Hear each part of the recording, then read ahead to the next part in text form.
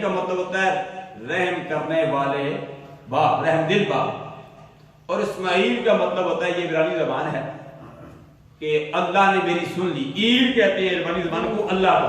اسما کا مطلب ہوتا ہے سن لی، یعنی اللہ نے میری بات کو، میری دعا کو سن لیا.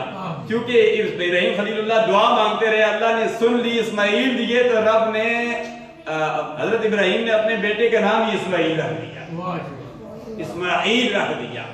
تو حاضرین و ناظرین، یہاں ابراہیم اور اسماعیل کی بات ہو رہی ہے. اللہ نے ان سے عہد لیا، وَأَعِدْنَا إِلَىٰ إِبْرَاهِيمَ وَإِسْمَاعِيلَ، کیا عہد لیا؟ أَن طَاهِرَا، پاکیزگی کا، فرما پاک کر دو. یا اللہ کس کو پاک کر دیا؟ بیت دیا میرے گھر کو. بیت کہتے ہیں گھر کو، یا یہ ضمیر ہے اپنی طرف راجع ہے، بیت دیا میرے گھر کو. اللہ فرماتا ہے یہ جو گھر ہیں، کیا خانہ کعبہ ہے، کیا مسجد نبی ہے، کیا مرکزی جامع مسجد خوشبوئی مدینہ ہے، بیت المکرم ہے، جامع علی مسجد ہے، جامع مسجد ہے، جامع غوث اعظم ہے، کوئی مسجد بھی ہے، جامع ریاض الاسلام ہے، کوئی بھی مسجد ہے، یہ ساری